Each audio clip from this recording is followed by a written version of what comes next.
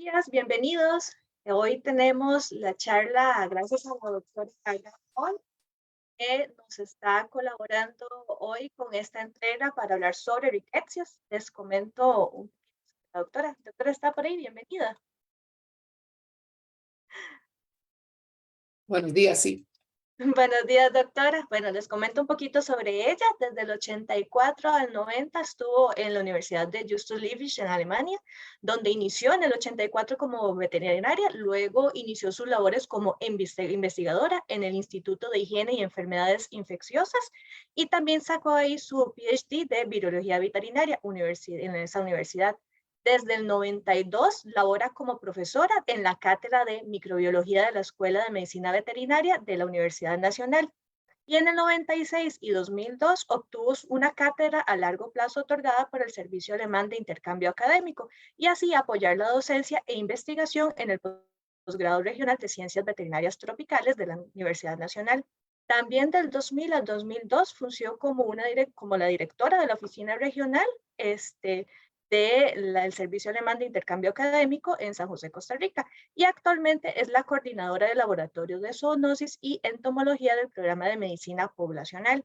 Desde hace más de 20 años coordina un proyecto de intercambio entre docentes y estudiantes de medicina veterinaria entre la Escuela Superior de Medicina Veterinaria de Hannover y la Universidad Nacional. También tiene muchas publicaciones y ha trabajado mucho en diferentes proyectos terciarios. Entonces, sin más por el momento, los dejo a cargo de la doctora. Recuerden que si tienen alguna duda pueden escribir en el chat y con mucho gusto al final de la charla podemos responder todas las dudas que tengan. Entonces, doctora, muchas gracias por la entrega de hoy y bienvenida. Buenos días y muchas gracias por la invitación. Vamos a...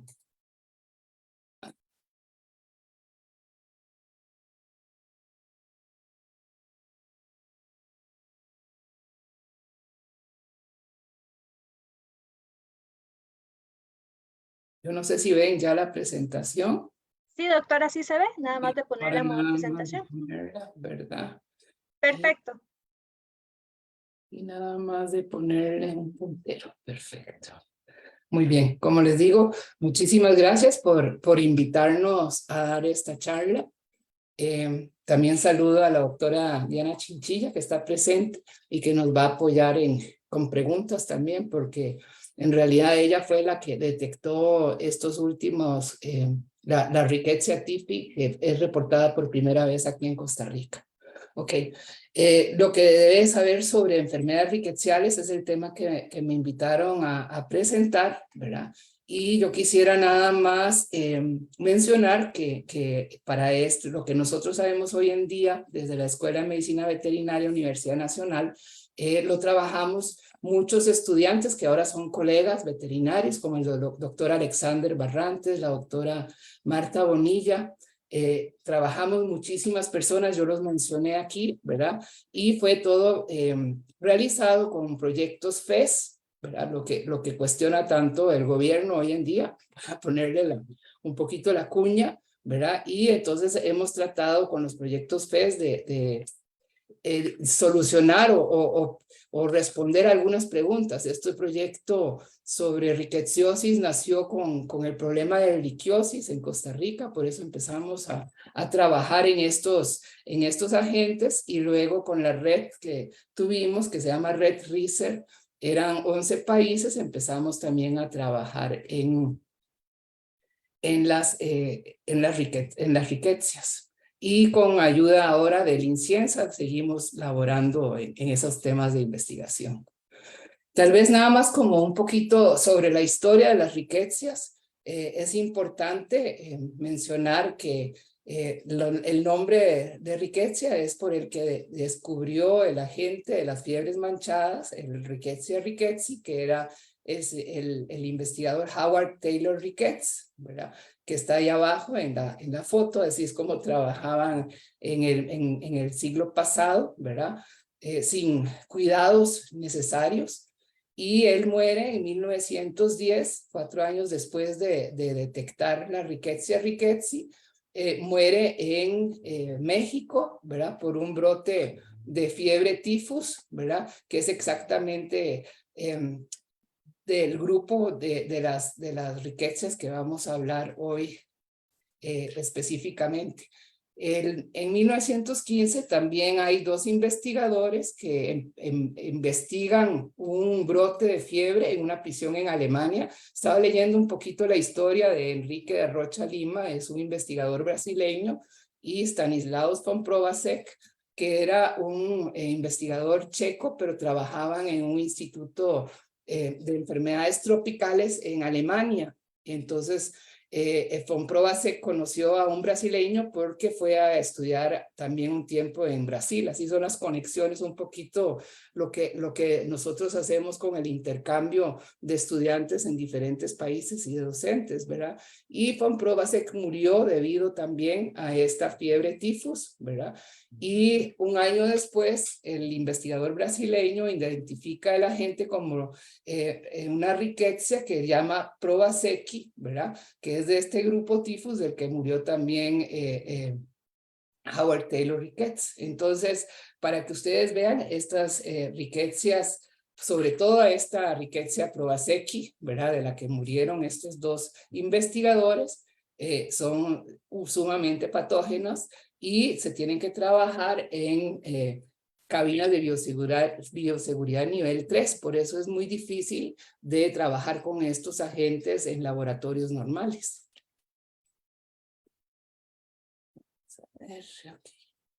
Ahora, la taxonomía son bacterias, ¿verdad? Que pertenecen a la clase de las alfa-proteobacterias, y al orden Rickettsiales nosotros ya conocemos ahí la familia Anaplasmatacea, donde están las Ehrlichias, Ehrlichia canis, y las anaplasmas, sobre todo Anaplasma phagocytophilum, ¿verdad? Que son dos agentes que hemos estudiado mucho y donde se han realizado muchas investigaciones en la Universidad Nacional, en la Escuela de Medicina Veterinaria. Y la otra familia son las Rickettsiaceae, ¿verdad? Donde está el género Rickettsia, que es el que vamos a hablar hoy. Son bacterias intracelulares obligadas, es decir, que no las podemos cultivar en medios inertes, ¿verdad? En agarosas. Tienen que obligatoriamente ser crecidas ya sea en huevos embrionados o en cuilos, o también en cultivo celular, pero como dije, con medidas de bioseguridad altas. Se multiplican por división binaria, ¿verdad? Sumamente rápido, en 9 a 12 horas. Son pleomórficas, aquí hay una foto que ya saqué, ¿verdad? Pueden parecer a bacilos o a cocos y pueden tener tamaños variados de 300 nanómetros a 1000 nanómetros. Tienen una pared celular, pero sin embargo, a pesar de esta pared celular, aparecen gram negativas, ¿verdad? Rojas, no tienen motilidad, y generalmente se usa la tinción de Giemsa, donde aparecen en color azul, ¿verdad? Son aerobias y, muy importante, son sensibles a antibióticos. Entonces, si uno detectara a tiempo las bacterias o la enfermedad, es posible de curarla con antibióticos.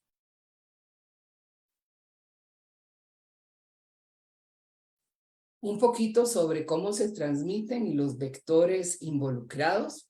Se transmiten por ectoparásitos, es decir, se denominan estas bacterias como parásitos de artrópodos hematófagos porque ellos viven en estos artrópodos hematófagos y su ciclo, en realidad, ellos viven felices dentro del ciclo, ¿verdad?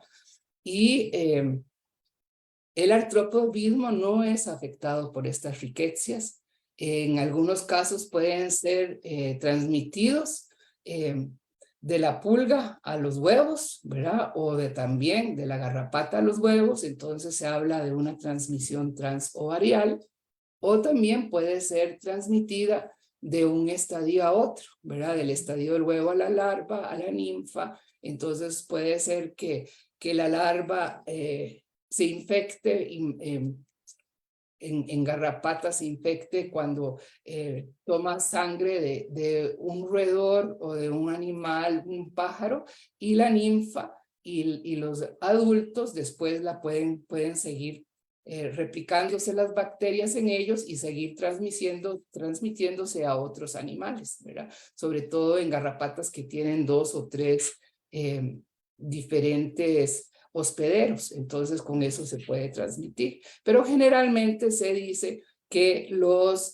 animales y las personas somos en realidad como hospederos accidentales, es decir, que se transmite en forma accidental a los vertebrados, ¿verdad? Y también se ha dado, es decir, se dice que no se transmite de persona a persona, ¿verdad? O de animal a animal, porque siempre tiene que haber involucrado un artrópodo. Sin embargo, sí se ha visto que se puede transmitir, ¿verdad? También por transfusión de sangre o por trasplante de órganos, sobre todo en el grupo de las erliquias y de las anaplasmas. Sin embargo, en Rickettsia sí hay un caso reportado de una persona que había donado sangre 3 días antes de sufrir la enfermedad, de la que al final falleció, y esa sangre sí tenía suficientes ricketsias y infectó a la persona a la que se le dio la sangre, pero sin embargo con antibióticos se pudo curar. Sí, es vamos a ver, es más probable la transfusión de erliquias y anaplasmas que la de ricketsias, ¿verdad? Eso lo vamos a ver ahorita también. Erliquia y anaplasma lo podemos diagnosticar en sangre, y las ricketsias hacen una bacteremia muy baja, entonces es difícil de detectarla en la sangre como las erliquias y las anaplasmas. Okay. Nosotros podemos también en la rickettsiosis hablar de rickettsiosis que son transmitidas por piojos, ¿verdad? Que sería la Rickettsia cari, rickettsias transmitidas por pulgas, que es esta Rickettsia tifi o Rickettsia felis, rickettsias transmitidas, perdón, la de piojos era la de Rickettsia prowazekii, perdón, las rickettsias transmitidas por garrapatas, ¿verdad? Que son varias, Rickettsia rickettsii, la más importante, y esta, la de ácaros, es la de Rickettsia cari. Entonces, son los diferentes ectoparásitos que podrían transmitir las ricketsias.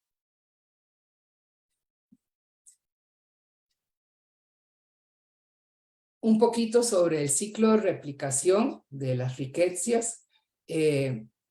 Ellos son fagocitadas las bacterias cuando son inoculadas por los artrópodos. Son fagocitadas ya sea por macrófagos o por células endoteliales que recubren los vasos sanguíneos, y generalmente son vasos sanguíneos pequeños y medianos de tejidos y de órganos. Una vez fagocitados, se escapan del fagosoma y se replican por división binaria en el citoplasma, ¿verdad? Dijimos entre 9 a 12 horas, intercambian ADP por ATP, por eso es que ellos necesitan la célula y no pueden crecer en medios inertes, necesitan el ATP de la célula que infectan, ¿verdad? Y después de eso causan la lisis celular para volver a infectar más células. En los macrófagos se ha visto que pueden persistir, ustedes ven aquí la foto, ¿verdad? Donde ellos están libres en el citoplasma, una diferencia con las erliquias y anaplasmas, donde en erliquia uno ve mórulas, donde ellos permanecen no libres en el citoplasma, sino que se ven mórulas en las células que infectan. ¿Qué es lo que causa la infección de las células endoteliales? Y tal vez importante que vean que tratan de infectar células endoteliales de vasos sanguíneos pequeños y medianos, ¿verdad? Entonces van a causar una alta permeabilidad capilar, ¿verdad? Después la trombocitopenia, la hipoalbuminemia y la hipovolemia, ¿verdad? Y puede causar entonces la vasculitis multisistémica.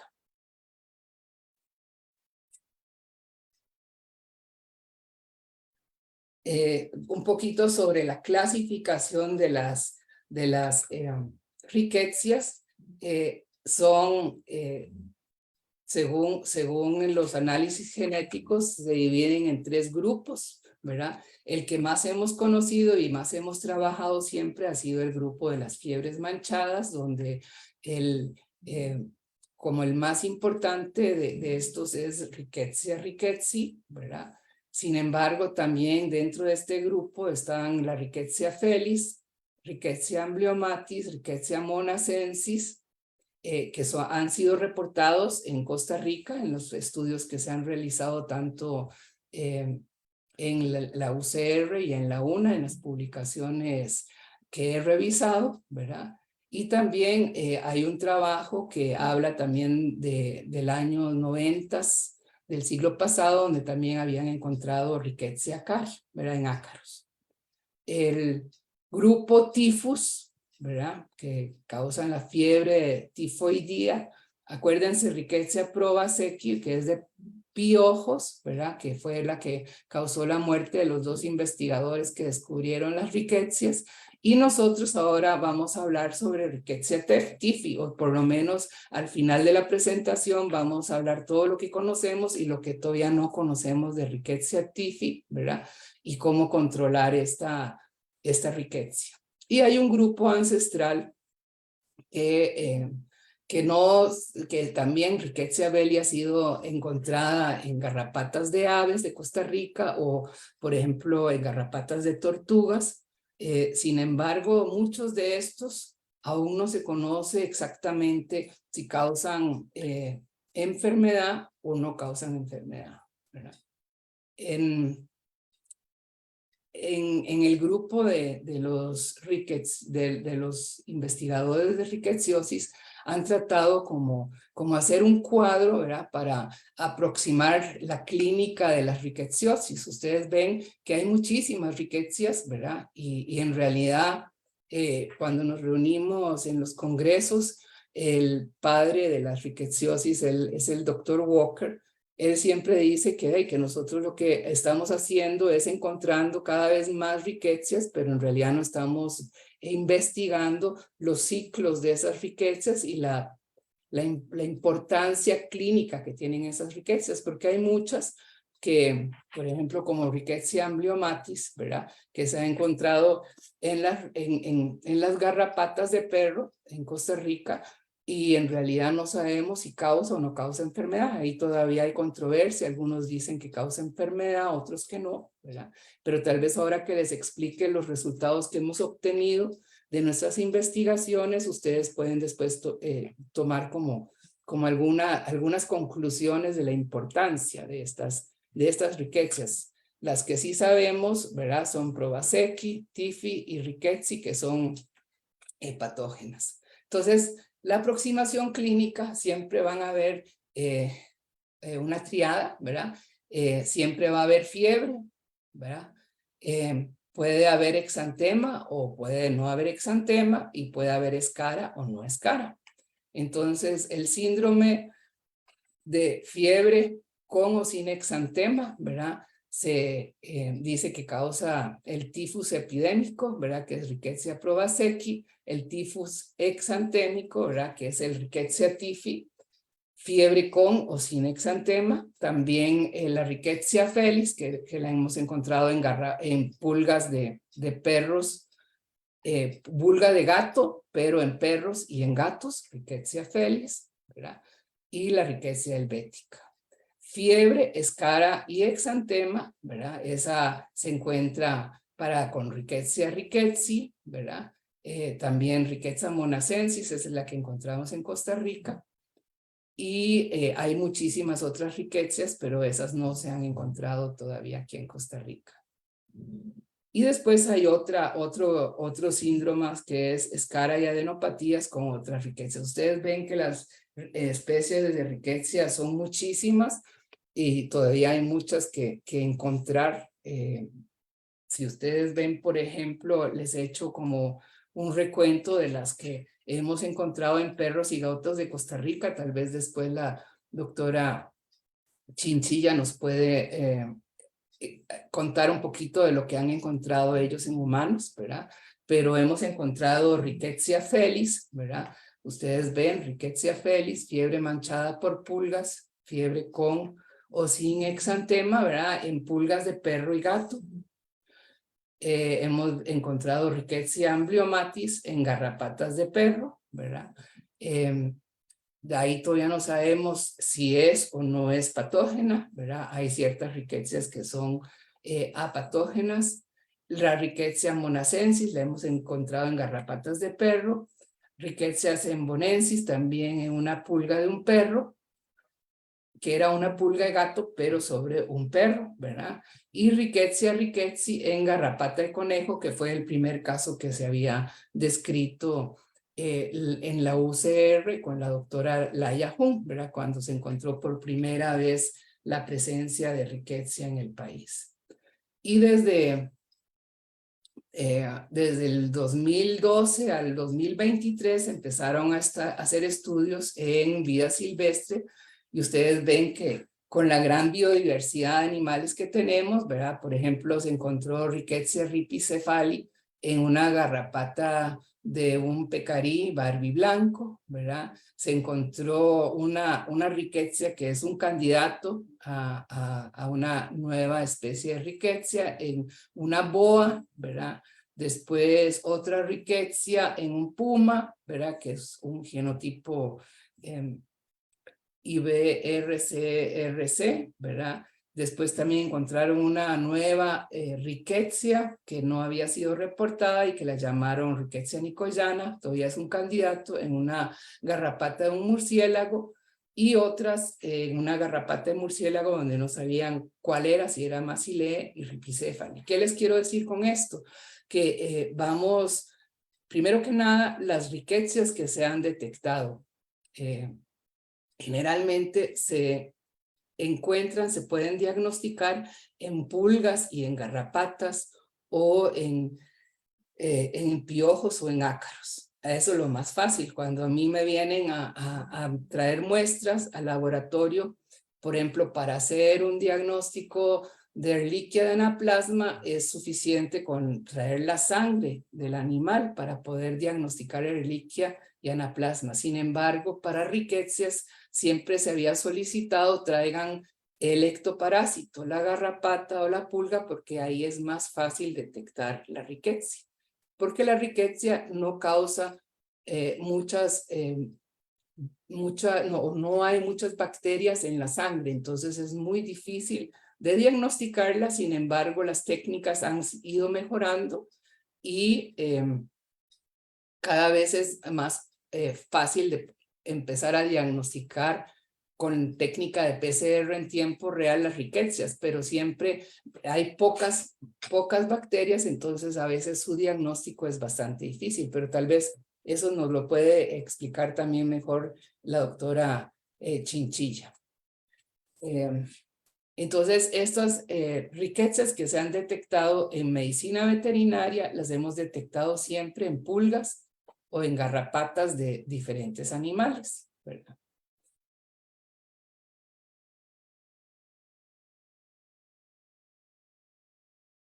Importante lo que habíamos dicho también de la triada esta, de que siempre es fiebre, ¿verdad?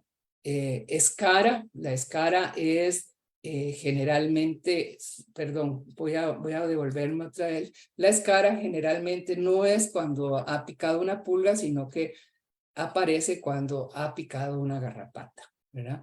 Entonces hay una escara, es una infección local donde se están replicando las rickettsias, y luego cuando hay vasculitis, entonces puede aparecer el exantema, y muchas personas no hay exantema tampoco. Como dijimos, entonces generalmente hay un ciclo primario, ¿verdad? De la ricketsia en los artrópodos, ¿verdad? Hay ciclos silvestres, ciclos urbanos, ¿verdad? Donde van creciendo las rickettsias como parásitos de los artrópodos, ¿verdad? Ya sea que se transmiten transováricamente, transestadialmente, y por accidente alguna garrapata infectada puede chupar sangre o una pulga de un perro o de un humano, ¿verdad? Transfiere la bacteria, ¿verdad? Y causa entonces la enfermedad, como ya la habíamos explicado, ¿verdad? En que infecta las células endoteliales, y entonces va a haber problemas tanto en la piel, el exantema, Pueden haber en el hígado, el sistema nervioso central y la escara en el lugar de la picadura, ¿verdad? En los humanos, como dijimos, hay fiebre, dolor de cabeza, la vasculitis, ¿verdad? Que puede haber en la piel y en diferentes órganos, sistema nervioso central, hígado. En perros encontré nada más un reporte de clínica de perros que habla de anorexia, ¿verdad? Es decir, dejan de comer, están deprimidos, también tienen dolor muscular o articular. Pueden tener fiebre, tos, dolor abdominal, vómitos, diarrea, pueden tener edema, ¿verdad? Y hemorragias focales en ojos, encías y nariz en casos graves. El diagnóstico. Esto es muy difícil, es decir, hemos tenido muchos casos donde hemos sospechado de riquecias y tal vez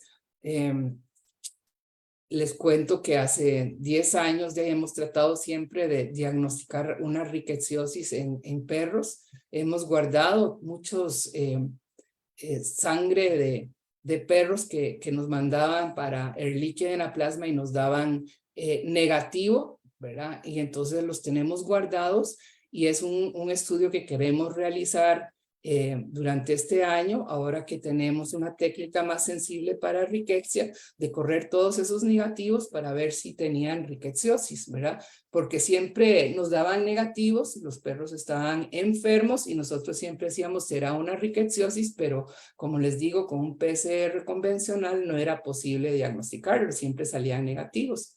Eso mismo pasó en la tesis del doctor Barrantes, ¿verdad? Que él había hecho PCR de Ehrlichia y de Rickettsia en la sangre y todas las sangres le habían dado negativas, ¿verdad? Porque la técnica no era tan sensible. El diagnóstico, como les dije, puede ser por aislamiento, ¿verdad? Tiene que ser aislamiento en células, entonces pueden ser en cuilos, ¿verdad? En huevos embrionados o en cultivo celular. Sin embargo, hay que tener una cabina de bioseguridad nivel 3, ¿verdad? Generalmente yo sé que en la UCR ellos tienen estos, ellos aislaron en la riqueza, la primera riqueza en los años, creo que eran con la doctora Laya, no recuerdo ahorita bien el año, ¿verdad? 70, 80. Ella aisló la riqueza en el cuilo, ¿verdad? Y entonces ellos producen los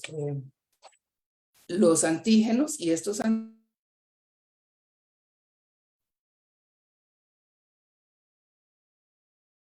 Se le fue el audio. Ok, listo, perdón. Ok, entonces se aísla la bacteria, ¿verdad? En estos cultivos, estos se ponen en unas láminas y se puede hacer entonces el diagnóstico con inmunofluorescencia indirecta, que es el diagnóstico de anticuerpos contra la riqueza. Eso es lo que se hace generalmente, es decir, si ustedes ven todas las publicaciones de los últimos años, siempre se había diagnosticado la riqueza mediante inmunofluorescencia indirecta, mediante el diagnóstico de anticuerpos en los sueros.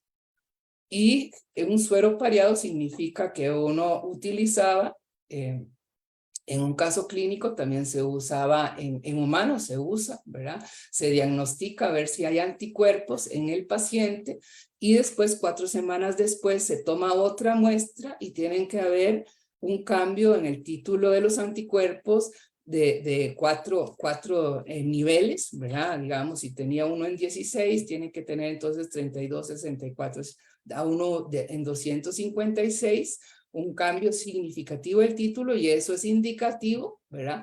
Es decir, habían anticuerpos, aumentaron los anticuerpos, significa que había una riqueza. Así es como se realizaba hasta hace poco el diagnóstico de rickettsiosis. Tanto en animales, claro, en animales no se utilizaba mucho, nada más para fines investigativos y en casos de pacientes humanos. También tenemos el PCR y últimamente ahora el qPCR, ¿verdad? El PCR convencional, que no es tan sensible, se utilizaba más que nada para diagnosticar la riqueza del ectoparásito y luego se mandaba a secuenciar para ver cuál riqueza era, ¿verdad?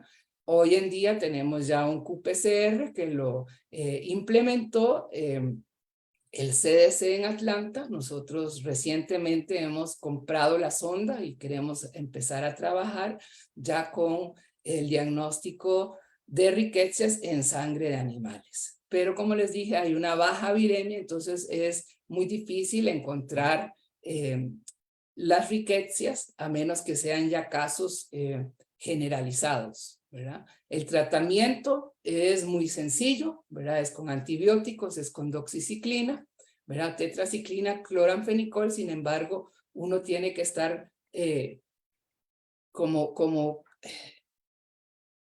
tiene que estar como pendiente o saber que uno tiene una riqueciosis y darle el antibiótico, porque generalmente las personas que han fallecido, los animales, yo no puedo decir mucho, como les digo, nunca hemos tenido un caso clínico confirmado de riqueciosis, ¿verdad?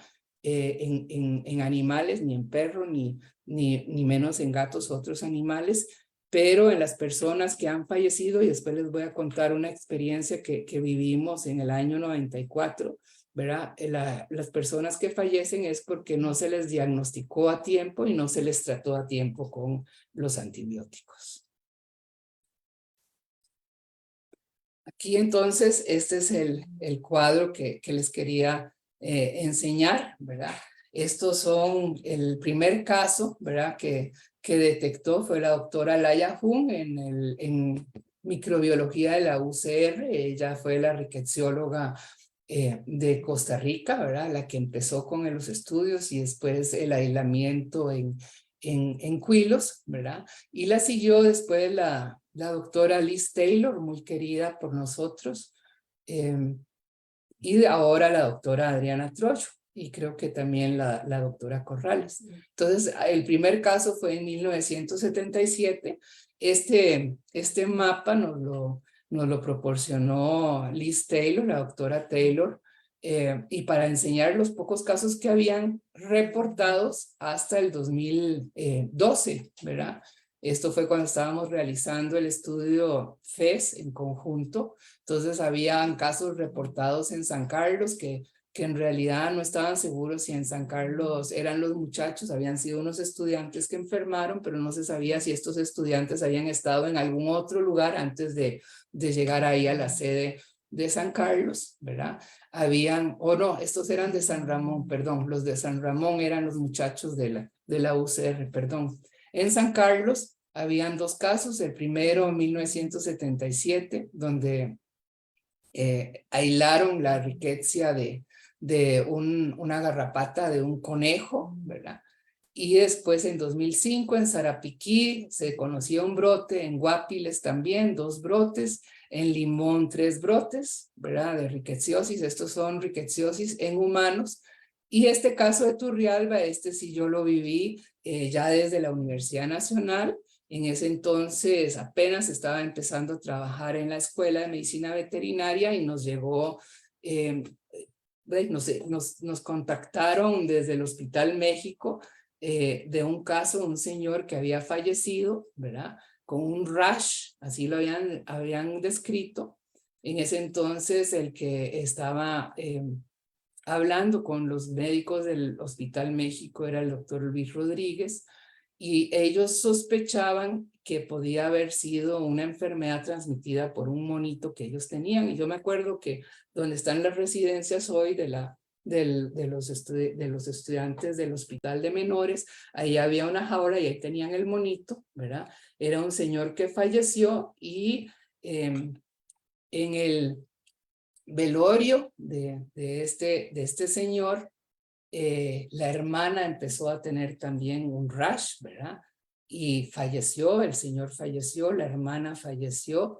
A los 3-4 días falleció también el jardinero, esto todo en Turrialba, ¿verdad?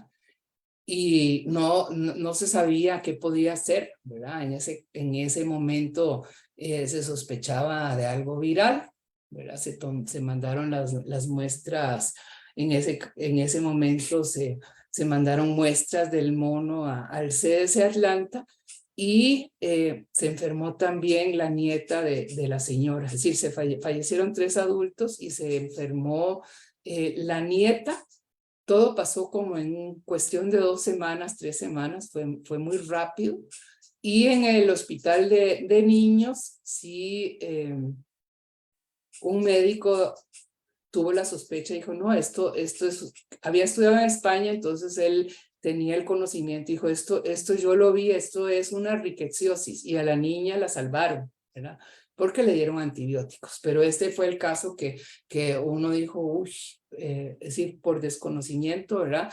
Fallecieron 3 personas, pero, y después, lo que nos sorprendió en el 2012 fue un caso de una niña que falleció de 12 años también en Desamparados, y nos sorprendió porque dijeron que la chiquita nunca había salido de Desamparados, no había ido nunca a una finca, no había tenido contacto con garrapatas, ¿verdad? Y tal vez ahorita retomamos eso porque entonces se hicieron varios trabajos también en Desamparados, ahorita se los voy a explicar los trabajos que se hicieron, ¿verdad? Para esclarecer por qué había fallecido esta niña. Yo no sé si la doctora Chinchilla sabe si al final fue rickettsia rickettsii. Estos casos se suponen que eran rickettsia rickettsii, ¿verdad? El del Desamparados no sé, y ahora en el 2023, como les digo, la doctora Diana Chinchilla del Laboratorio de Enfermedades Febriles Zoonóticas reporta por primera vez la presencia de Rickettsia tiffi. Nunca habíamos ni hablado, ni publicado, ni pensado en Rickettsia tiffi en Costa Rica, ¿verdad? Reporta 4 casos, según he visto yo en lo que nos presentó, ¿verdad? Además, 2 casos de Rickettsia rickettsii, 3 casos humanos fatales, y encontró Rickettsia tiffi en la pulga de rata, ¿verdad? En una pulga que tampoco hasta en la fecha, yo había hablado con la doctora Ana Jiménez, nunca se había encontrado, ¿verdad? Ni la tienen en colección. Me contó que sí, que hay un muchacho que trajo una vez una pulga de esas y la tenía, pero no sabe si la tienen bien conservada o no, pero entonces es una pulga también bastante rara que no se ve con mucha frecuencia. Entonces yo creo lo importante de estos hallazgos es que hay un nuevo agente que se está reportando que no habíamos tomado en cuenta, ¿verdad? Y también que queda cerca, ¿verdad? De Desamparados, ¿verdad? En Acerrí y en Cartago. Y tal vez después podemos hablar todavía con la doctora Chinchilla, porque habíamos hablado muchas veces también de que habría que hacer como estudios que nunca se han hecho. Ahora no hemos hecho muchos estudios ni en ratas ni en ratones en Costa Rica, ¿verdad? Porque son muy difíciles de capturar, ¿verdad? Entonces, creo que es muy meritorio el trabajo que ha hecho la doctora Chinchilla con identificar a esta bacteria. Ok, ¿qué sabemos ahora del tifus murino? ¿Verdad?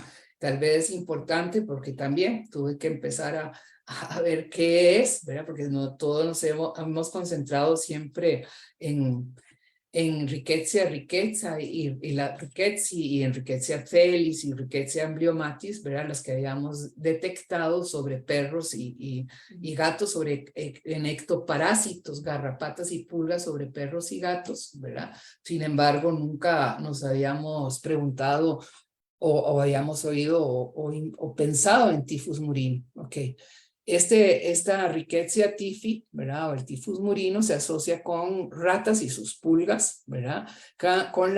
Particularmente con esta pulga que se llama Xenopsila geopis, ¿verdad? Que sería esta pulga. Y aquí se las traigo, ¿verdad? Las que hemos encontrado siempre sobre perros y gatos en Costa Rica, el 95% de las pulgas que tienen los perros, ¿verdad?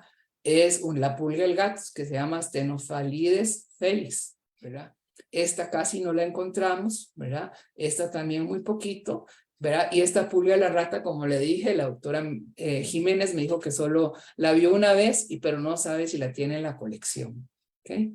Y la pulga se infecta al picar a un animal, ¿verdad? Que esté infectado con Rickettsia typhi. Se sabe que el ciclo generalmente es con la rata, así fue antes en los años 40, 50, dicen que al disminuir las ratas se disminuyeron también este tifus murino, ¿verdad? Sin embargo, se ha visto ahora que también en Estados Unidos hay lugares endémicos, ya vamos a hablar de eso, y también puede haber un ciclo con zarigüeyas, ¿verdad? Con mapaches y con gatos o perros, ¿verdad? Sobre todo gatos que no tienen dueños en zonas rurales. La mala noticia es que se transmite en forma transovarial, quiere decir que una pulga de rata, ahorita también se están implicando también las pulgas de gatos en ciertos casos, ¿verdad? Pero sobre todo esta pulga puede transmitir, una vez infectada, puede transmitir las riquezas a sus huevos y con eso perpetuarse, ¿verdad? Y la transmisión a las personas, esto es interesante, ¿verdad? Y creo que hay que poner mucha atención a eso, es por contacto con las pulgas infectadas. Pero lo que se dice es que no es por la picadura en realidad de la pulga infectada, sino que son los excrementos de la pulga, ¿verdad? Y en los excrementos está la bacteria y esta ingresa porque uno luego se rasca tal vez, ¿verdad? Ingresa a la herida de la picadura, ¿verdad? Por los excrementos o a otras heridas. Quiere decir que si nos pica esa pulga, ¿verdad? Y deja excrementos o si vemos excrementos, también esos entran por la herida de la picadura u otras heridas. También se ha visto que puede ser mediante inhalación de estos excrementos de la pulga, ¿verdad? O al frotarse los ojos también con los excrementos y podemos ingresar la riqueza. Entonces ven que la forma de ingresar esa riqueza es de diferentes formas, ¿verdad? Y se conoce este ciclo urbano, ¿verdad? Que era rata, pulga, rata, ¿verdad? Entonces, que una rata infectada infecta una pulga, infecta otra rata, ¿verdad? O un ciclo rural que ahora se ve mucho en Estados Unidos, que es con la zarigüeya y gatos ferales y con pulgas que pueden ser pulga de gatos o pulga de la rata. Entonces, como ven aquí, entonces también el ciclo urbano, ¿verdad? Con las ratas o el ciclo rural.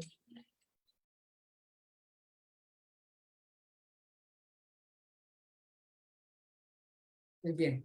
Y la transmisión a los huevos, ¿verdad? Y accidentalmente estas dos pulgas, ¿verdad? Tanto la del gato como la de la rata van a pasar entonces la Rickettsia typhi al ser humano.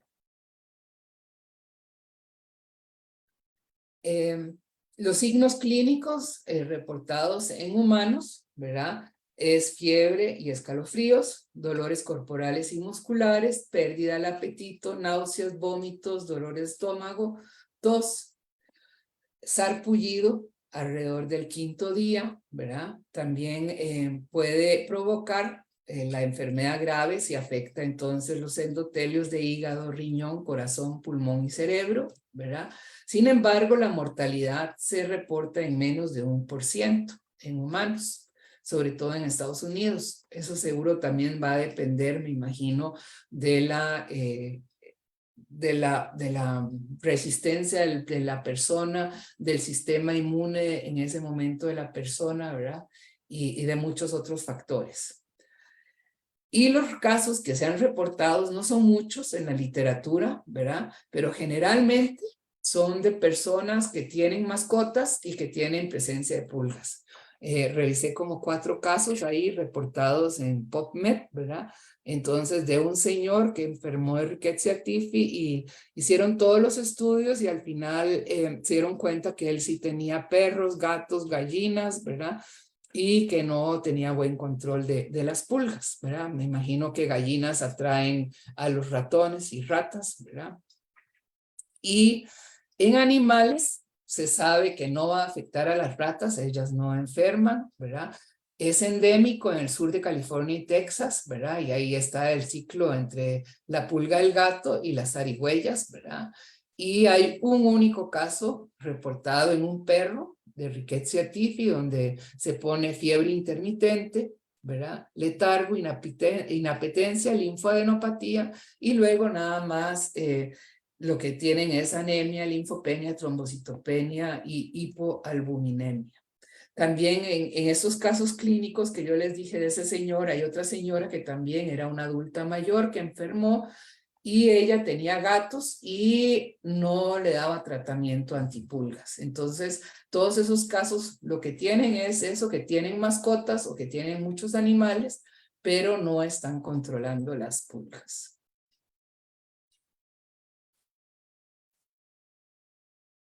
Ahora un poquito para explicarles nada más por qué la importancia tal vez de todo esto, ¿verdad? Los estudios que nosotros hicimos sobre pulgas en Costa Rica, ¿verdad? Como les dije, fue en la tesis de licenciatura del doctor Alexander Barrantes. Él encontrado, vean, nosotros fuimos a 15 parques recreativos, ¿verdad? Aquí están, en amarillo están las zonas que fuimos a visitar, tanto en Limón, en la zona sur, ¿verdad? En San Carlos. Y encontramos en total, ¿verdad? 544 pulgas pudimos recolectar. Eran 399 perros que analizamos durante junio del 2011 a septiembre del 2012, ¿verdad? Entonces, a esos perros llegaban a los parques recreativos. Los estudiantes, eran muchos estudiantes que nos cooperaron en ese estudio. Buscaban pulgas, garrapatas, tomaban una muestra de sangre. También se hizo estudio de parásitos gastrointestinales, ¿verdad? Entonces pudimos recolectar 544 pulgas, ¿verdad? De estos 399 perros. Y si ustedes ven, el 93% de esas pulgas eran pulgas del gato, ¿verdad? Solamente encontramos una de una gallina, pero el 93% eran de pulga de gato sobre perros, ¿verdad? Las Tenofalides felis, y un 39% de los perros eran los que tenían pulgas, ¿verdad? Entonces, 39 de los 400, hay un alto porcentaje de perros que tienen pulgas, ¿verdad? Y nunca encontramos la pulga de rata. Eso tal vez es lo importante, ¿verdad? Que nos encontró. Luego de estos perros, ¿verdad? La doctora Taylor desde la UCR y la doctora Troyo analizaron vamos a ver, la presencia de anticuerpos contra Rickettsia SPP, ¿verdad? En estos 399 perros de 15 parques. Estos perros son perros sanos, ¿verdad? Los que iban a pasear con sus dueños. Y si ustedes ven, un 10% de esos perros mostraron anticuerpos contra Rickettsia, ¿verdad? En ese estudio también hicimos seroprevalencia de Ehrlichia. De Ehrlichia tenían un 30%. Había más prevalencia contra Ehrlichia que contra Rickettsia. Se hizo con inmunofluorescencia indirecta, ¿verdad? Pero ustedes ven que vamos a ver, los 40 perros que dieron positivos a anticuerpos contra Rickettsia, quiere decir que en algún momento habían tenido contacto o habían sido infectados por una garrapata o una pulga, ¿verdad? Con Rickettsia. De estos 40, solamente en 3 se determinó que el título era debido a Rickettsia rickettsii, ¿verdad? En 9 a Rickettsia amblyommatis, y de los otros 28 no se pudo nunca determinar contra qué Rickettsia tenían. ¿Por qué? Porque ellos lo que hacían en ese estudio es que hacían inmunofluorescencia contra los diferentes agentes, contra Rickettsia rickettsii, Rickettsia amblyommatis, Rickettsia felis, ¿verdad? Yo creo que Rickettsia typhi no se analizó en ese estudio porque nadie estaba pensando en Rickettsia typhi. Y entonces nada más los resultados que daban fuerte positivo para solo una riqueza y no para las otras eran las que uno podía determinar para qué especie era positiva. Como les digo, solo en 3 casos se pudo determinar riqueza. Pero en la mayoría de los casos, los títulos eran iguales para los diferentes riquezas, entonces uno no sabía para qué riqueza era positiva. Esa es una limitante, me acuerdo que fue muy decepcionante para el doctor Barrantes en ese momento, porque nosotros queríamos poder decir contra qué riquezas tenían anticuerpos los perros, pero no se pudo determinar, generalmente nada más contra riqueza SPP. Entonces, yo creo que eso todavía no se ha podido resolver, ¿verdad? Pero ustedes ven que hay una prevalencia del 10% en el 2012, pero contra estas riquezas. Y también hicimos PCR, ¿verdad? El PCR sí se podía hacer en ese entonces para pulgas y para las garrapatas recolectadas, ¿verdad? Y entonces encontramos que las garrapatas, un 30% de las garrapatas, y ahí ustedes ven por provincias, ¿verdad? Eran positivas a riqueza, es decir, tenían alguna riqueza. En ese caso, encontramos sobre todo Rickettsia felis y Rickettsia amblyomatis en las garrapatas, ¿verdad? Y en las pulgas un 32% parecido también tenían riquezas, estaba presente la riquezia, ¿verdad? Y era sobre todo Rickettsia felis, ¿verdad? Y en una pulga encontramos una que no se había reportado, la Acembonensis. Ahora, si ustedes ven estos resultados, ¿verdad? Nosotros los vimos hace 10 años, dijimos, bueno, en realidad sí, claro, una pulga pica al perro, ¿verdad? Entonces, vean, 32% de las pulgas tenían una riqueza, ¿verdad? Pican al perro, el perro produce anticuerpos contra o enfermarán o no enfermarán, ¿verdad? Pero en ese caso, nada más, es decir, había más prevalencia de riquezas en los ectoparásitos que la prevalencia en los mismos perros, ¿verdad? Y también importante otra vez, ¿verdad? Que sobre todo eran ripicéfalos sanguíneos, ¿verdad? Los que eran positivos a riquezas y porque eran la mayoría de las garrapatas también, ¿verdad? La que más encontramos en los perros era la ripicéfalos sanguíneos, ¿verdad? Pero también hay otras garrapatas que eran positivas a riquezia, ¿verdad? Y en las pulgas, sobre todo la pulga del gato, ¿verdad? Y la Pulex simulans también, ¿verdad? Entonces, no habíamos encontrado la pulga de la rata, pero sí encontramos presencia de riquezas. Muchas riquezas son apatógenas también, serán patógenas, son cosas que todavía no, como le digo, no se han investigado porque no hemos tenido herramientas para poder ver la enfermedad en los animales mismos, ¿verdad? Diagnosticarla en los animales. Y otros estudios sobre pulgas nada más para como redondearlo un poquito, ¿verdad? Por ejemplo, aquí también en la UCR hicieron un estudio y recolectaron, este estudio fue hecho antes, creo que el nuestro, no recuerdo ahora el año. Vamos a ver, era del año, no, era del año 2012, más o menos, cuando empezamos el FES. Y ven que también recolectaron pulgas de perros y gatos, ¿verdad? Y todas eran pulgas de gato, ¿verdad? Y aquí ellos encontraron una más alta cantidad de riquezas que nosotros en nuestro estudio, 58% tenían riquezas, ¿verdad? Y sobre todo Rickettsia felis, ¿verdad? Eso fue lo que encontraron, que todavía la llaman como una rickettsiosis que puede causar enfermedad, ¿verdad?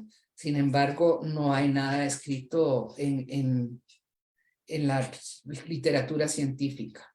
Y también el caso de desamparados, eso nada más como habían encontrado el caso humano de la niña que había fallecido de rickettsiosis, entonces se hizo un trabajo para muestrear a todos los perros que vivían cerca de casos humanos de rickettsiosis, ¿verdad?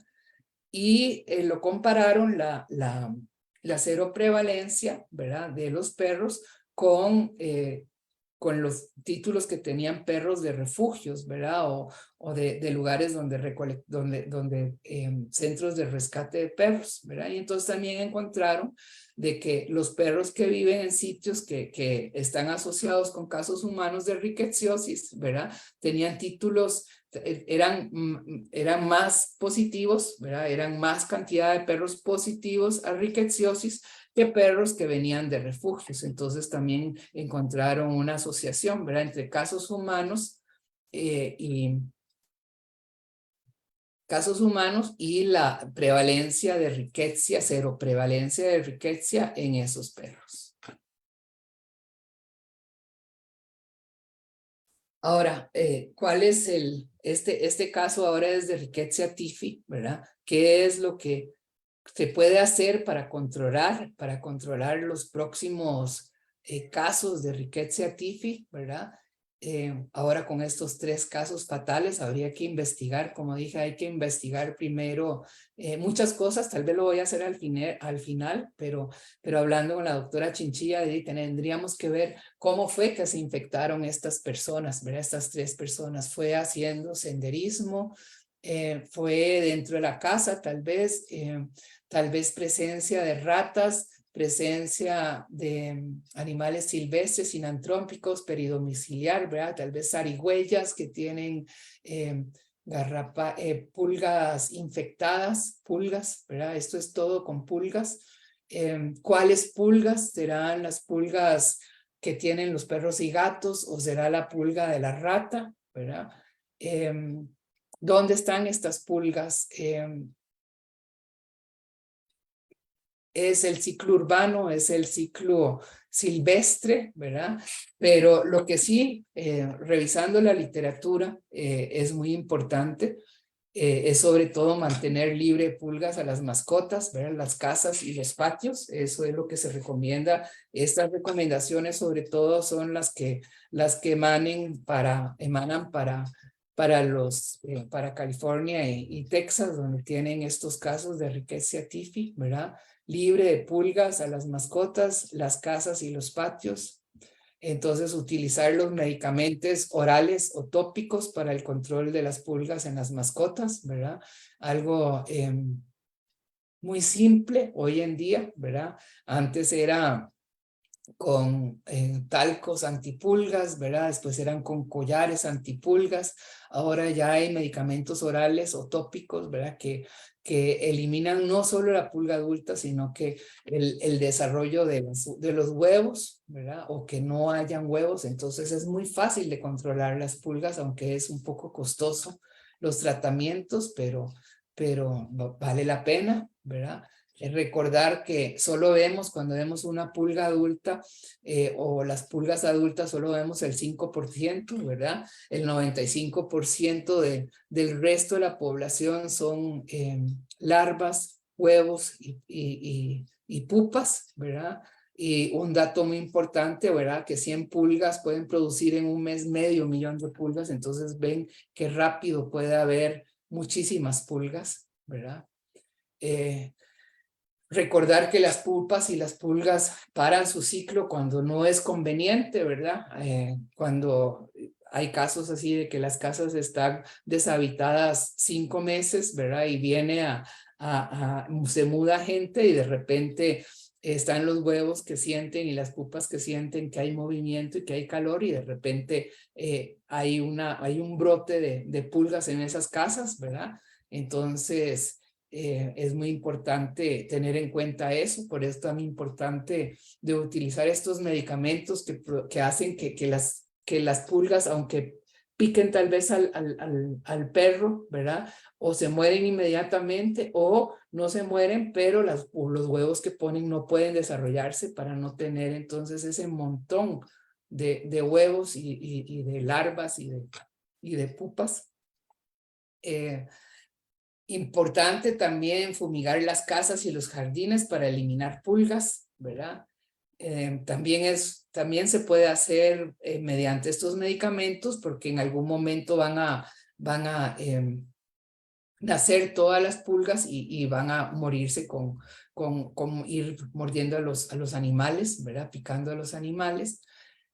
Sobre todo, y yo creo que esto nos deberíamos enfocar, estábamos pensando que tal vez las personas haciendo senderismo se infectaron, yo no sé, habría que revisar si las personas que fallecieron no tenían roedores o zarigüeyas o gatos ferales en su casa o tenían con estos animales pulgas, ¿verdad? Esto es lo que habría que investigar. Entonces es muy importante eliminar todos los refugios posibles que hay en casa o en alrededores de la casa y en el jardín de roedores, zarigüeyas y gatos para evitar que aniden en esos espacios, ¿verdad?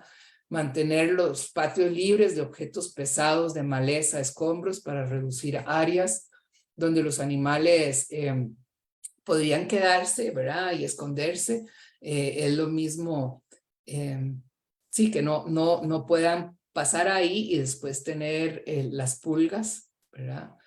También eliminar todas las fuentes de alimentos, ¿verdad? Los botes de basuras abiertos, los comederos para pájaros, frutas caídas y alimentos para mascotas que pueden atraer a las ratas, a las zarigüeyas, para anidar y para quedarse en la casa, y con eso también tiene uno la contaminación con las pulgas, ¿verdad? Y también muy importante cuando limpian esas áreas de anidación, ¿verdad? Entonces poner primero un desinfectante y usar equipos de protección, porque vimos que uno puede inhalar los excrementos de la pulga y podría uno infectarse, o también pueden ingresar vía ojos, ¿verdad? Entonces usar gafas y guantes o por heridas, ¿verdad? Y sobre todo el control de la población de roedores. Sin embargo, como les digo, creo que quedan, tal vez la doctora Chinchilla ahorita nos puede comentar un poquito de lo que ella cree.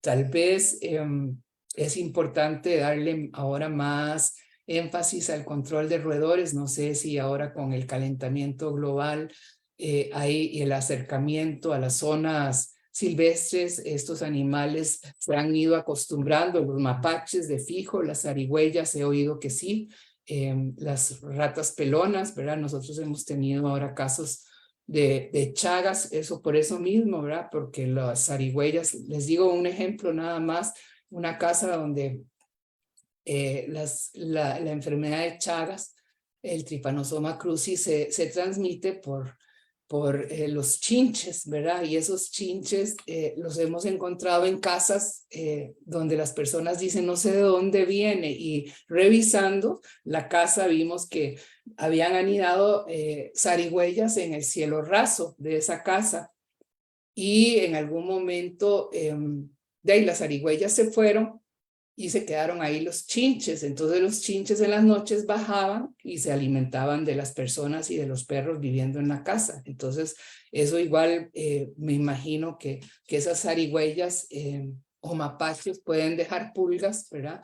Y dejar los huevos de las pulgas que se pueden desarrollar y después pueden infectar tanto a los animales como a los humanos. Pero creo que hay que hacer un estudio transdisciplinario para poder contestar todas estas preguntas. Bueno, creo que esta era la última, sí, la última, el último, ya se me fue la palabra, pero bueno, les agradezco, espero que hayan entendido un poquito sobre Rickettsia typhi, ¿verdad? Sobre la rickettsiosis. Todavía hay mucho que estudiar. La forma de diagnosticar la rickettsiosis nos ha impedido hacer más investigaciones más profundas, ¿verdad? Pero creo que lo que aportó ahora la doctora Chinchilla ha sido muy importante para seguir haciendo investigación. Gracias. Doctora, muchas gracias por la presentación. Nos preguntan en el chat de Facebook que en caso de refugios de perros es conveniente aumentar la frecuencia de los baños, que si puede ayudar con el control, que si existe algún desinfectante específico que nos pueda recomendar y cuáles serían los cuidados que deben tener los encargados de administrar estos lugares.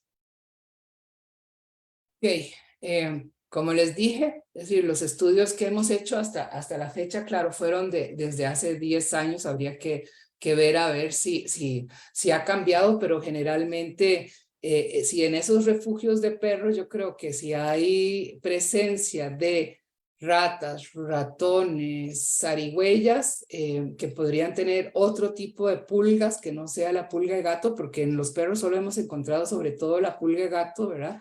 Y las riquecias que habíamos detectado eran pocas. Habría que hacer un estudio si esas pulgas tienen Rickettsia typhi, ¿verdad? Si no tienen Rickettsia typhi, los baños no hay que hacerlos más a menudo. Yo creo que el ciclo de la pulga siempre es como de 4 semanas, entonces por eso es que se recomienda cada 4 semanas hacer otra vez el control de pulgas, ¿verdad? Por lo menos en las pipetas que son de spot on, se recomienda cada 4 semanas a 5 semanas, ¿verdad?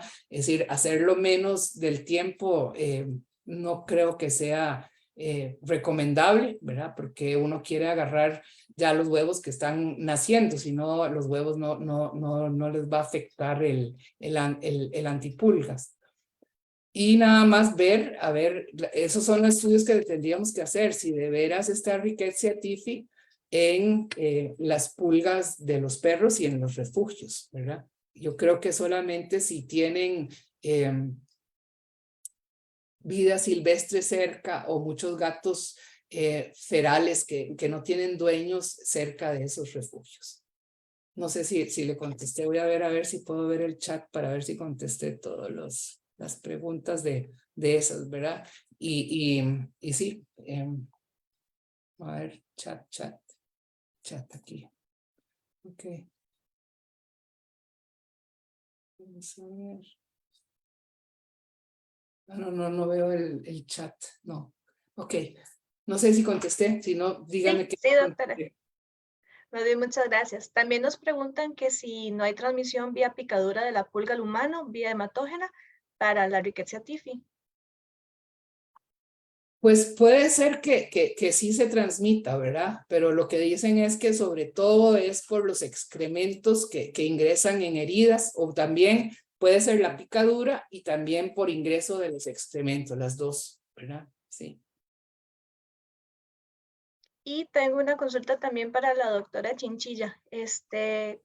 Como médicos veterinarios y como personas que estamos expuestas a este tipo de Rickettsia, ¿qué recomendaciones nos puede dar para estar atentos ante los síntomas? ¿Qué sería lo primero en lo que tenemos que fijarnos? Y doctora, bienvenida también.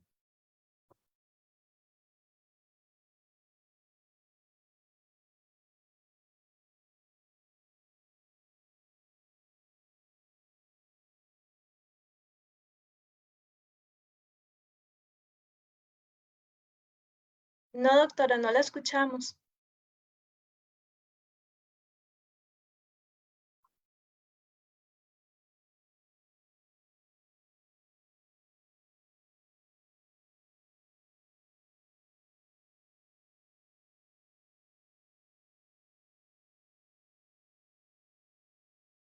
Tal vez yo pueda, mientras Diana pueda arreglar esto, creo que lo importante de estas enfermedades rickettsiales es tenerlas presentes como una enfermedad posible, ¿verdad?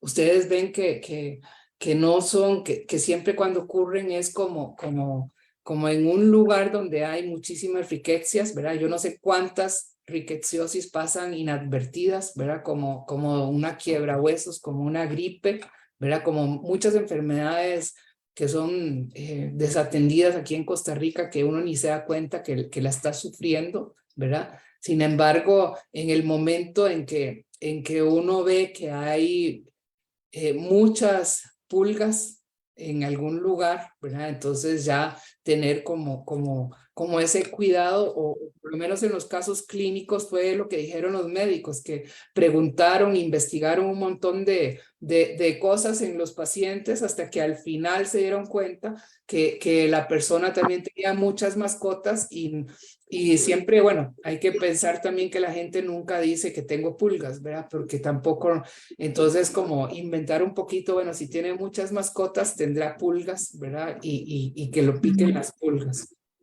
No sé, Diana, ahí estás. Hola. Sí, ya ahora sí se escucha. Sí. Ok, sí, me conecté con el teléfono porque a veces no me sirve la cámara en la compu.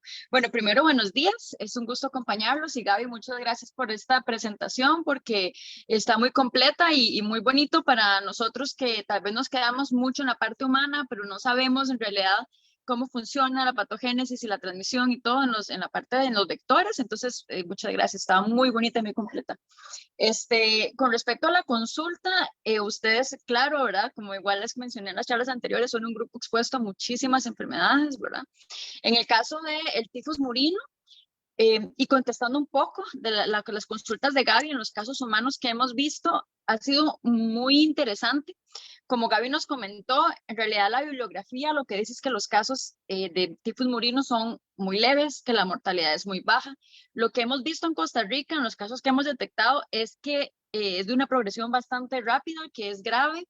De los 4 casos que se han detectado de tifus murino, un paciente estuvo en la UCI, otro paciente falleció, pero digamos que en el internamiento del hospital sufrió una infección nosocomial, entonces falleció. Otro paciente se detectó el año pasado, que ya les voy a comentar un poco más de este, y el otro paciente, el cuarto, es uno de los fallecidos de estas últimas semanas. Estos fallecidos, en uno se logró identificar Rickettsia tiffi, en los otros 2 está pendiente la especie rickettsial. Se va a tener que hacer por secuenciación porque al procesar los PCRs que tenemos disponibles en este momento, que es Rickettsia tiffi, no dio para ninguno de estos 2. Entonces se está haciendo por secuenciación porque podría primero, el tipo de muestra, o sea, es mejor hacerlo de aislamiento para identificar especies, pero nosotros lo podemos hacer a partir de muestras, pero a veces las muestras tienen menos carga bacteriana, como les comentó Gaby, ¿verdad? La viremia es baja, la bacteremia es baja, entonces a veces es difícil detectarlas, ¿verdad? Entonces, en los últimos 2 casos fatales, los que están relacionados, que es padre e hijo, todavía no conocemos la especie. En el caso del otro paciente, el primero, que sí es un tifus, ellos tienen un historial, en general los 3 pacientes son de ACRI, tienen un historial de senderismo. El primero tiene un conejo en la casa, pero ellos reportan que ese conejo está vacunado, que es un conejo que se tiene en condiciones saciadas. El segundo grupo de pacientes tienen perros en la casa, no, y también reportan que están sanos. A ellos se les tomaron muestras, SENASA les tomó una muestra y se va a enviar a la UCR para hacer una serología. El paciente del año pasado que no cursó con sintomatología grave tenía muchos animales. O sea, tenía una casa que tenía hasta tepezcuintles, tenía en la parte de atrás de la casa. Pero él sí reportó que él había recogido un perrito callejero y el perrito tenía pulgas y lo picaron y el perrito después falleció. Después el señor desarrolló enfermedad que ya se confirmó que era una Rickettsia tiffi. Entonces, a lo que voy es que los síntomas son iniciales, son leves, es fiebre, dolor de cabeza, puede haber dolor articular, dolor muscular. Muchas veces en los casos de aquí se dan síntomas digestivos, diarrea, vómitos, náuseas. El rash aparece como en el 50% de los pacientes, entonces no debería considerarse como patognomónico. O sea, no porque no haya un rash, no se debe sospechar de rickettsiosis, ¿verdad? Entonces, básicamente los síntomas son muy inespecíficos, igual que un dengue, que una chikungunya, que una leptospira, que todo, ¿verdad? Entonces, básicamente la sospecha tiene que darse por estos síntomas, pero por nexo epidemiológico. Si estuvieron expuestos de alguna manera a pulgas o garrapatas, que en el caso de ustedes es muy común. Entonces, igual que lo hemos hablado en otras charlas, es estar conscientes de la sintomatología y de la posibilidad de haberse expuesto. Si ustedes piensan que se pudieron haber expuesto, nada más van a la clínica, a Levi's, como les había dicho la vez pasada, ustedes dicen, yo soy veterinario, tengo tengo un gran grupo de riesgo a las enfermedades zoonóticas, entonces les piden que le tomen una muestra. Y ellos deberían en el sistema de salud tomarles las muestras. Igual, si por ejemplo van a la clínica, no les quieren pues tomar muestra, en un laboratorio privado se pueden tomar y se pueden enviar y no se cobran. Entonces sí hay opciones para darse cuenta que es una rickettsiosis.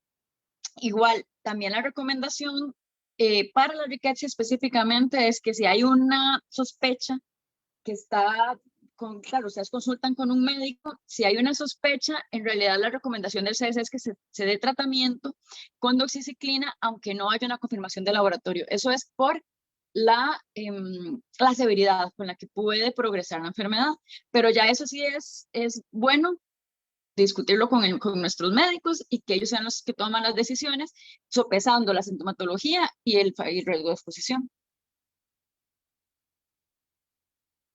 Muchas gracias, doctora. También nos preguntan que si existen test rápidos de ELISA para erliquia, como los de, para riquecias, como los de erliquia en perros. No, las técnicas que se utilizan son, bueno, los que tenemos aquí son inmunofluorescencias indirectas. Lo que pasa con las pruebas rápidas es que, bueno, primero no son sensibles. Tal vez las que son para perritos sí. Para personas en realidad no son muy sensibles y tampoco específicas. Claro, eso depende de la patología, pero en realidad pues no se puede confiar mucho en una prueba rápida. Es mejor utilizar pruebas que ya son más sensibles como la inmunofluorescencia. También lo que pasa es que las pruebas están diseñadas para detectar anticuerpos humanos o anticuerpos caninos. Entonces, si la prueba, por ejemplo, ustedes compran una prueba y dice que detecta anticuerpos humanos y anticuerpos caninos, pues pueden probar, ¿verdad? El kit de nosotros de fluorescencia sirve para los dos. Para erliquia, sirve para detectar anticuerpos humanos y anticuerpos caninos. El de rickettsia no, solo detecta humanos. Entonces, también podrían verificar en los kits que ustedes tienen si de casualidad detecta anticuerpos humanos. Y en todo caso, si los detectara, pues pueden mandar la muestra para confirmar. Gracias. También nos preguntan que si sería conveniente hacer un estudio en mapaches, por lo menos en Heredia, donde es un caso de gran proliferación y hay muchos de estos que a veces ingresan a las casas. Sí, me imagino que son animales que se han hecho ya estudios, se han encontrado riquecias, ¿verdad? Y sí es importante, yo creo que analizar todos los animales, sobre todo yo creo que ratas y ratones, ¿verdad? Que eso es lo que nunca hemos hecho estudios, ¿verdad? Como en hantavirus, o porque es muy difícil de capturarlos, ¿verdad? Las ratas y los ratones. Los mapaches son más sencillos, ya se han hecho estudios, hemos encontrado erliquias y anaplasmas en mapaches. Me imagino que riquecias también. Pero a mí me sorprende ahorita, Diana, que vos dijiste dos casos que eran fulminantes, todavía no eran TIFI, entonces podrían ser alguna otra, ni Rickettsial tampoco, entonces una fulminante podría ser Provasecki, ¿verdad? Claro. Que esa estaba en México, ¿verdad? Que mató Sí. entonces esa, que también sí, son brotes en ciertos lugares que aparecen y desaparecen rápido, ¿verdad? ¿O no? ¿Cómo lo veo? No es como que se mantienen por mucho tiempo. El CDC de hecho está preocupado por estos casos y están orientándose a que se van a Provasecki por lo rápido del cuadro y por lo fatales, ¿verdad?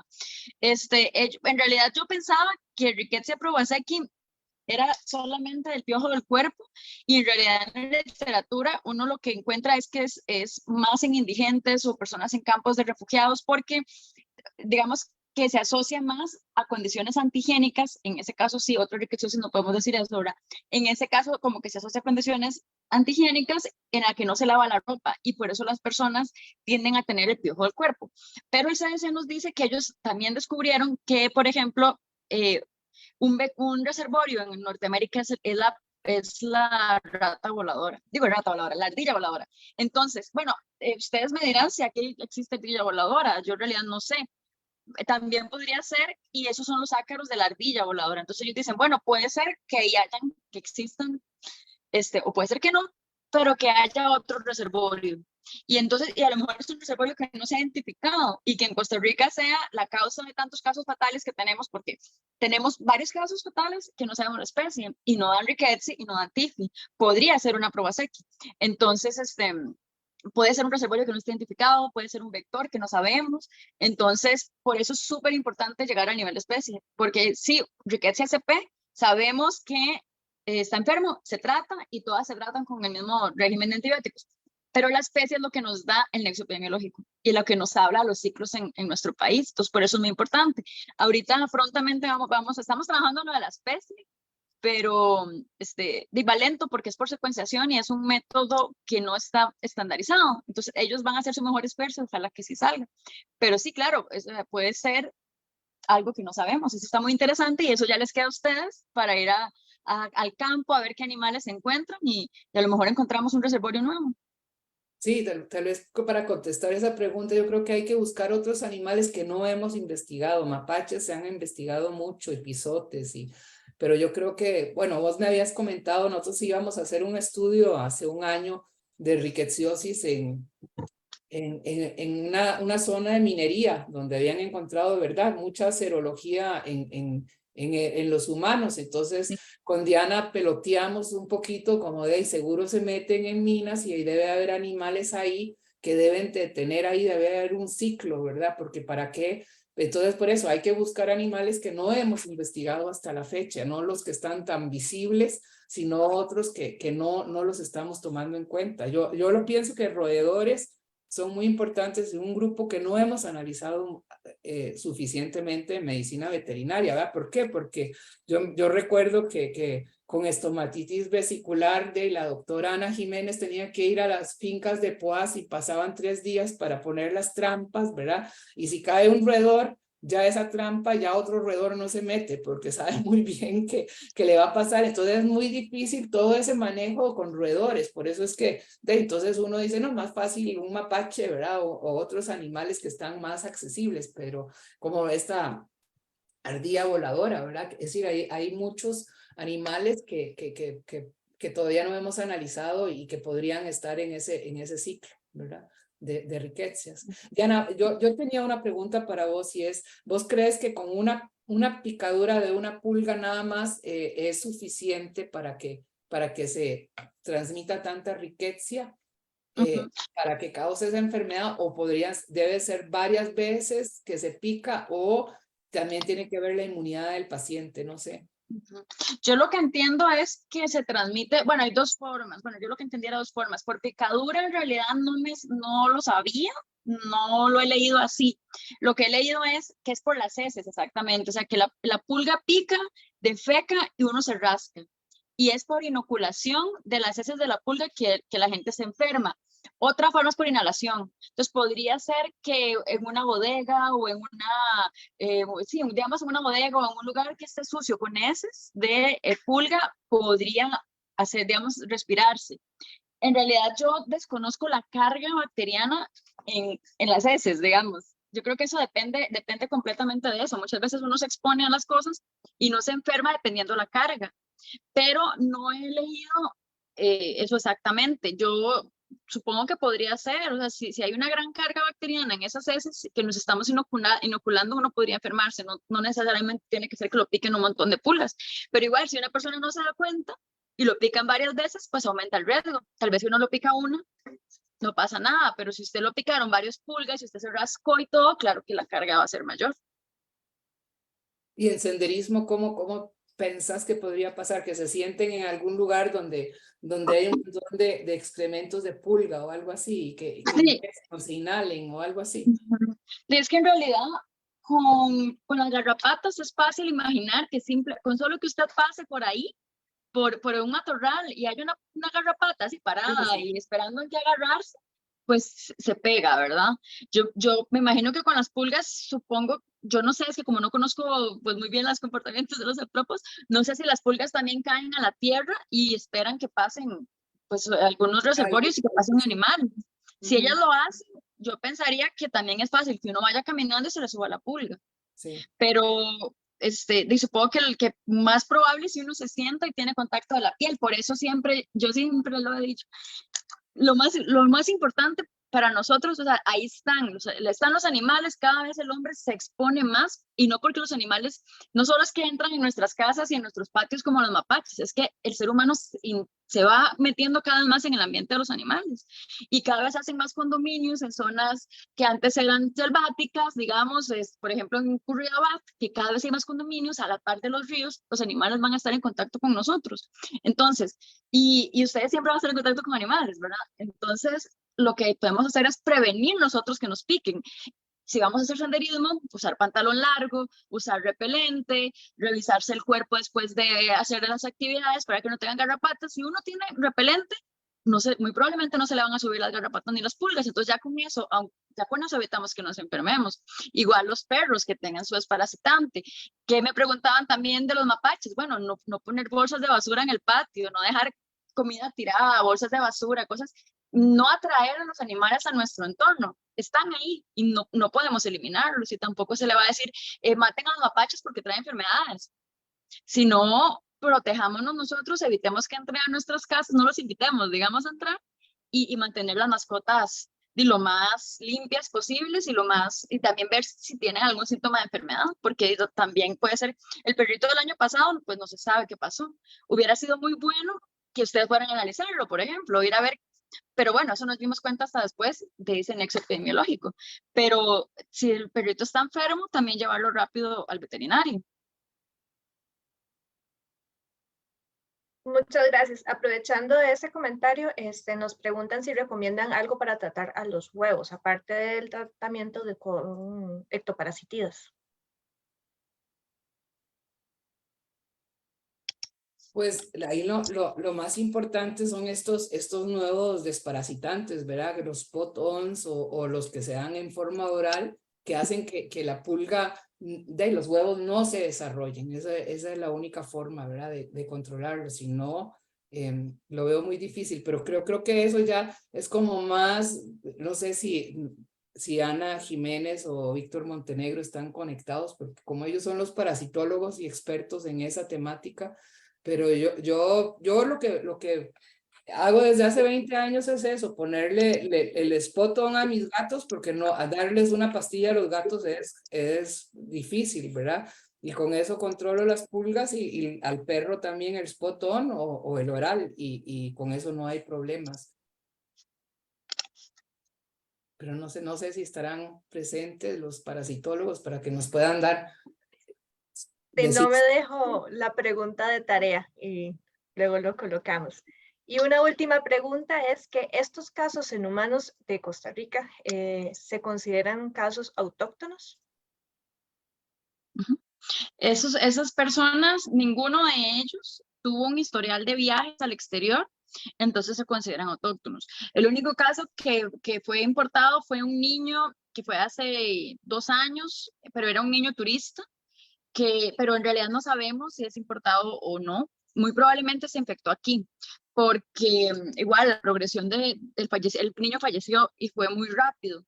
Entonces, en ese caso, pues no se puede asegurar que él ya no venía, digamos, infectado de Canadá, creo que era, o fue acá. Yo creo que lo más probable es que se haya sido acá, porque fue muy fulminante. Entonces, digamos, el niño empezó síntomas y como a los 5 días se fue progresando, pensaron que era dengue. Nunca se trató como una enfermedad zoonótica, entonces nunca tuvo tratamiento. Pero en el caso de él, para poder saber a ciencia cierta, lo que hay que ver es el periodo o sea, cuánto tiempo estuvo en el país antes de empezar a desarrollar síntomas. La riqueciosis puede ser un periodo de incubación de 2, si es una gran carga bacteriana, hasta 14 días. Entonces, si el niño llegó hace muy poquito, pues uno podría pensar, bueno, se lo habrá traído de allá. O si ya tenía su tiempo aquí, ya uno pensaría que sí, que el fijo fue aquí. Solo que en el caso del que son tan graves, o sea, que fue una progresión tan rápida, usualmente el periodo de incubación también es corto, pero todos los demás son autóctonos.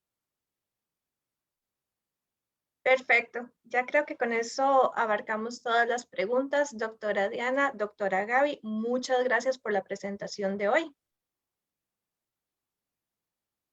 Gracias a ustedes. Mucho gusto.